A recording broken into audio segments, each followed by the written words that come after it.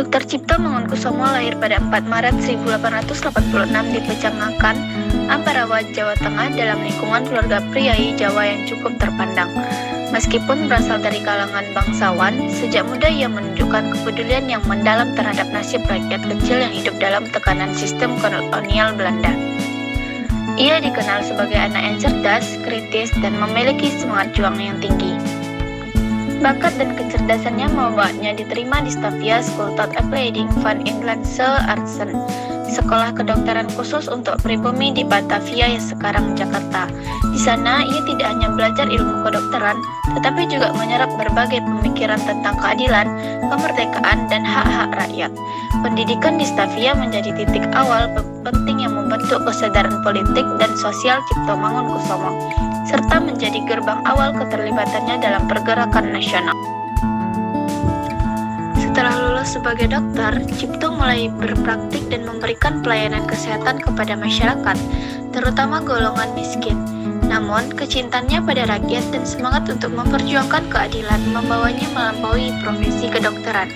Ia mulai aktif menyuarakan kritik terhadap ketimpangan sosial, diskriminasi rasial, dan kebijakan kolonial yang merugikan rakyat pribumi. Pada tahun 1912, bersama dua tokoh besar lainnya yaitu Kahiyang Ajar Dewantara dan Ernesto Westdekker, ia mendirikan Independence, organisasi politik pertama di Hindia Belanda yang secara terang-terangan memperjuangkan kemerdekaan bangsa Indonesia.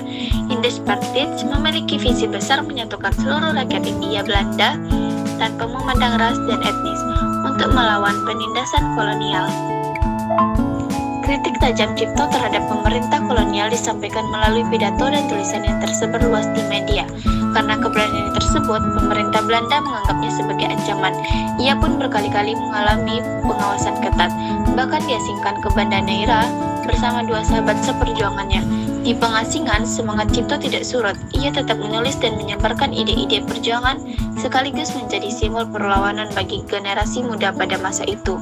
Selain kiprah politiknya, Dr. Cipto juga dikenal atas dedikasinya dalam dunia kesehatan. Ia kerap memberikan pengobatan gratis bagi rakyat miskin. Nama dan jasanya kemudian diabadikan dalam dunia medis melalui Rumah Sakit Cipto Mangunkusumo yang hingga kini menjadi salah satu rumah sakit rujukan nasional terbesar di Indonesia. Dr. Cipto Mangunkusumo wafat pada 8 Maret 1943 ketika Indonesia masih berada di bawah pendudukan Jepang. Ia tidak sempat menyaksikan hasil dari perjuangannya, yakni kemerdekaan Indonesia pada tahun 1945, tetapi pemikiran dan semangat juangnya telah memberi landasan kuat bagi perjuangan generasi setelahnya. Sebagai bentuk penghargaan atas jasa-jasanya, pemerintah Indonesia menganugerahkan gelar pahlawan nasional kepada Dr. Cipto Mangunkusumo. Warisan perjuangannya tidak hanya tercermin dalam nama rumah sakit, tetapi juga dalam semangat nasionalisme yang terus diajarkan di berbagai bidang pendidikan dan sejarah. Dr. Cipto dikenang sebagai sosok pejuang sejati, seorang intelektual yang berani bersuara, seorang dokter yang setia mengabdi, dan seorang nasionalis yang rela berkorban demi bangsa. Dedikasinya dalam memperjuangkan hak-hak rakyat dan kemerdekaan Indonesia tetap menjadi inspirasi hingga hari ini.